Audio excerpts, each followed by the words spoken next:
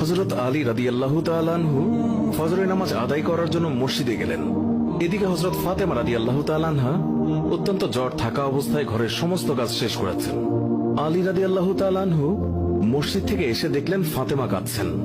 তিনি প্রশ্ন করলেন, ফাতেমা, তুমি কাঁদছো কেন?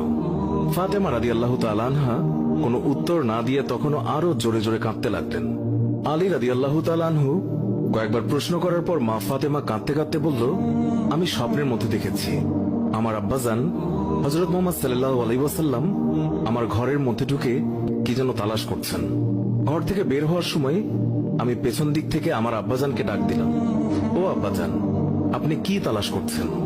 আব্বাজান তখন বললেন, ও আমার ফাতিমা, আমি তো তোমাকেই তালাশ করছি, তোমাকে নিয়ে যাওয়ার জন্য। আরো বললেন, ও আমার ফাতেমা, আজকে তো তুমি রোজা রাখবে, সেহরি করবে আলীর দস্তরখানায় আর ইফতার করবে আমার দস্তরখানায়। তখন হযরত আলী রাদিয়াল্লাহু তাআলা আনহু এই স্বপ্ন শোনার পর দুইজনে বুঝতে আর বাকি থাকলো না যে ফাতেমা ইন্তেকাল করবেন। দুজনে আরো জোরে জোরে কাঁদতে লাগলেন।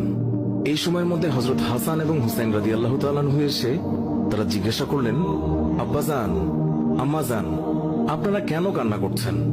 ফাতেমা রাদিয়াল্লাহু তাআলা আনহুর একটি অভ্যাস ছিল, যখন হাসান হুসাইন তাকে কোনো কাজে বিরক্ত করতেন তখন দুইজনকে নানাজানের কবরের কাছে যেতে বলতেন।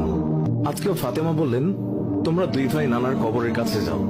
কবরের নিকট যাওয়ার সাথে সাথে কবর থেকে আওয়াজ আসলো, ও আমার আদরের নাতিরা, এই মুহূর্তে তোমরা আমার কাছে কেন এসেছ? আমার কাছে তো সব সময় আসতে পারবে। এখন যাও, গিয়ে মায়ের চেহারার দিকে তাকিয়ে থাকো। আজকের পর তোমাদের আম্মাজানকে আর দেখতে পাবে না। এই কথা শোনার পর দুই ভাই কাঁদছেন এবং দৌড়াতে দৌড়াতে আম্মাজানের কাছে চলে গেল। গিয়ে আম্মাজানকে জিজ্ঞাসা করলেন, তোমরা দুইজন কেন কাঁদছো? বুঝেছি, নানাজান আমাদেরকে বলে দিয়েছেন যে আজকের দিনটি তোমার জন্য শেষ দিন। নানাজান তোমার চেহারার দিকে তাকিয়ে থাকার জন্য আমাদেরকে বলেছেন। বিকেলের দিকে হযরত ফাতেমা রাদিয়াল্লাহু তাআলা আনহা তার শরীর খারাপ হলো, তাকে বিছানায় শোয়ানো হলো। মা ফাতেমার মৃত্যু পূর্বক্ষণে হযরত আলী রাদিয়াল্লাহু তাআলা আনহু তাকে তিনটি কথা বলেছেন। ও আলী, আমার প্রথম কথা হচ্ছে, যেদিন থেকে আমি আপনার ঘরে এসেছি ওই দিন থেকে আজ পর্যন্ত আমি আপনাকে অনেক কষ্ট দিয়েছি। আপনি যদি আমাকে ক্ষমা না করেন তাহলে কি আমার কারণে আব্বাজান অনেক লজ্জিত হবেন। বলেন, আপনি আমাকে ক্ষমা করলেন কিনা? আলী রাদিয়াল্লাহু তাআলা আনহু তিনি তখন উত্তরে বললেন, ইয়া ফাতেমা, তুমি কি বলছো এগুলো? আমি তোমার যোগ্য ছিলাম না। তোমার আব্বাজান দয়া করে মেহেরবানি করে তোমার হাত আমাকে দিয়েছেন। বিয়ের দিন থেকে আজ পর্যন্ত আমি আলী তোমাকে ঠিকমতো দুবেলা খাবার খাওয়াতে পারিনি। ও ফাতিমা, তুমিই বলো,